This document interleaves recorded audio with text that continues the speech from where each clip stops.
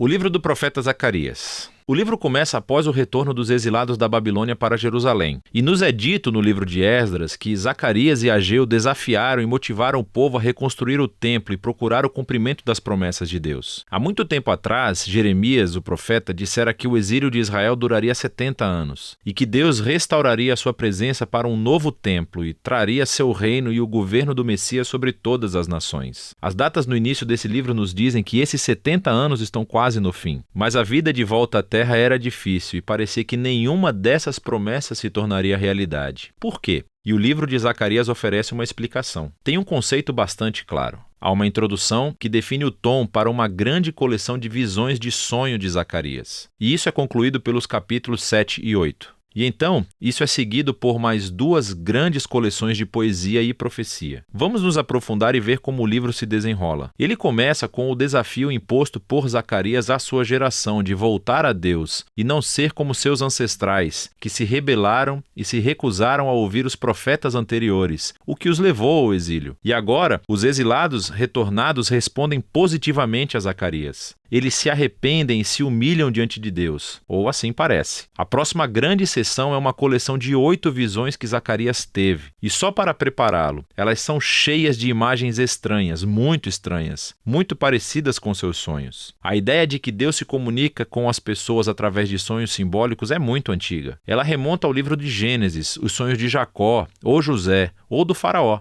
Estes deram significado aos eventos atuais da época, mas também abriram uma janela para o futuro. E assim, Zacarias tem os seus próprios sonhos. E eles foram organizados nesse conceito simétrico muito legal. A primeira e a última visão são acerca de 4 cavaleiros. Eles são como guardas, patrulhando o mundo em nome de Deus. E é uma representação da vigilância atenta de Deus sobre as nações. O relatório é que o mundo está em paz. E, na época de Zacarias, isso se refere a como Deus levantou a Pérsia para conquistar a Babilônia e trazer paz. E então a questão surge agora. Os 70 anos do exílio de Israel estão quase no fim. Agora é a hora do reino messiânico em Jerusalém? E Deus responde dizendo que ele está determinado a cumprir essas promessas. Mas ele deixa essa questão do tempo sem resposta. A segunda e a sétima visões estão emparelhadas porque ambas são reflexões sobre o pecado passado de Israel que levou ao exílio. Então, a segunda visão é sobre esses chifres que simbolizam as nações que atacaram e depois dispersaram Israel, Assíria e Babilônia. Mas então esses chifres ou impérios estão espalhados por um grupo de ferreiros, uma imagem para a Pérsia. O sétimo sonho é sobre uma mulher em uma cesta, e nos dizem que ela é o símbolo dos séculos de rebelião da aliança de Israel. E então, essa mulher é levada para a Babilônia por outras mulheres que carregam a cesta voando com asas de cegonha. Isso é tão estranho. A terceira e a sexta visões estão emparelhadas, pois ambas são sobre a reconstrução de uma nova Jerusalém. Então um bom homem está medindo a cidade. É uma imagem da promessa de Deus de que Jerusalém será reconstruída e se tornará um farol para as nações, que se unirão ao povo de Deus em adoração. E então o sexto sonho é sobre um pergaminho que voa e volta da Nova Jerusalém, punindo ladrões e mentirosos. A ideia é que a Nova Jerusalém é um lugar que é purificado do pecado pelas Escrituras. A quarta e a quinta visões estão no centro dessa coleção, e elas são sobre os 2 líderes principais dentre os exilados retornados, Josué, o sumo sacerdote, e depois Zorobabel, o descendente real de Davi. Então, Josué estava simbolicamente usando o pecado de Israel na forma dessas roupas sujas, mas então elas são retiradas e ele ganha roupas novas e um novo turbante, um símbolo da graça e do perdão de Deus. E então, um anjo diz a Josué que, se ele permanecer fiel a Deus, ele guiará o seu povo, e Josué se tornará um símbolo do futuro rei messiânico. A outra visão é sobre 2 oliveiras que fornecem óleo para essa lâmpada de ouro elaborada, e em si é um símbolo do olhar atento de Deus sobre o seu povo. E essas 2 árvores simbolizam os 2 líderes ungidos, Josué e depois Zorobabel, que lideram os esforços de reconstrução do templo. E Deus diz que o sucesso não virá a este novo templo se for o resultado apenas de manobras políticas. Em vez disso, esses 2 líderes devem depender da obra do Espírito de Deus. As visões chegam ao fim com uma visão de bônus do profeta e retoma os temas das 4ª e 5ª visões centrais. É Josué, o sumo sacerdote, novamente, e ele recebe uma coroa e é apresentado como um símbolo do futuro Messias, que também será um sacerdote sobre o reino de Deus. Deus. E então Zacarias encerra tudo, dizendo que todas essas visões serão cumpridas somente se a geração atual for fiel a Deus e obedecer aos termos da aliança. E assim, todos juntos, essas três visões enfatizam como a vinda do reino messiânico está condicionada a que essa geração seja fiel a Deus, o que leva à conclusão dos sonhos. É outro desafio para Zacarias. E um grupo de israelitas vem e eles estão de luto pela destruição do antigo templo por quase 70 anos. E eles perguntam a ele: é hora de parar o luto? Quero dizer, o reino de Deus virá em breve? E Zacarias os lembra novamente de como os seus ancestrais rejeitaram o chamado de Deus através dos profetas, o que os levou ao exílio. E assim ele os desafia também. Ele diz que essa geração só verá o reino messiânico se buscar a justiça e a paz e permanecer fiel à aliança. Então, em outras palavras, Zacarias inverte a questão. Ele pergunta: vocês se tornarão o tipo de povo que está pronto para receber e participar do reino de Deus? E essa questão é deixada no ar. As pessoas não respondem e o livro simplesmente segue em frente. E assim chegamos às sessões finais, que são muito diferentes dos capítulos 1 a 8. Cada sessão é uma colagem caleidoscópica de poemas e imagens sobre o futuro reino messiânico. O primeiro, os capítulos de 9 a 11, descreve a vinda do rei messiânico humilde, que está montando um jumento na vinda para a Nova Jerusalém para estabelecer o reino de Deus sobre as nações. Mas então, de repente, esse rei é simbolizado como um pastor sobre o rebanho de Israel. E então ele é rejeitado, primeiro pelo seu próprio povo, mas também pelos seus líderes, que também são simbolizados como pastores. E assim Deus entrega Israel a esses pastores corruptos. E isso levanta a questão: será que a rejeição de Israel ao seu rei durará para sempre? E a seção final, dos capítulos 12 a 14, diz que não. É outro mosaico de poemas e imagens sobre o futuro reino messiânico. E eles descrevem uma nova Jerusalém como um lugar onde a justiça de Deus finalmente confrontará e derrotará o mal entre as nações. É muito semelhante aos mesmos temas do profeta Joel ou Ezequiel. Mas então Deus também confrontará a rebelião dentro dos corações do seu próprio povo. Ele vai derramar o seu espírito sobre eles, diz ele, para que eles possam se arrepender e lamentar o fato de que eles se rebelaram e rejeitaram seu pastor messiânico. O capítulo final conclui com a Nova Jerusalém como o ponto de encontro para todas as nações. E então essa cidade se torna um novo jardim do Éden. E há um rio de água viva fluindo do templo, trazendo cura para toda a criação. E é assim que o livro termina. E assim Zacarias apenas deixa você refletir sobre a conexão entre os capítulos de 1 a 8 e de 9 a 14. E o objetivo parece ser que esse futuro reino messiânico da segunda metade do livro só virá quando o povo de Deus for fiel à aliança, o objetivo da primeira metade. Ler o livro de Zacarias é uma viagem emocionante. Essas visões e poemas estão cheios de imagens surpreendentes e não seguem um fluxo linear de pensamento. E isso é parte do objetivo. É como a história e as nossas vidas. Nem sempre se encaixam em padrões puros e ordenados. Mas os profetas nos oferecem vislumbres da mão de Deus no trabalho, guiando a história em direção aos seus próprios propósitos. E por fim, Zacarias nos convida a olhar para o caos e esperar a vinda do reino de Deus, que deve motivar a fidelidade no presente. E é disso que se trata o livro de Zacarias.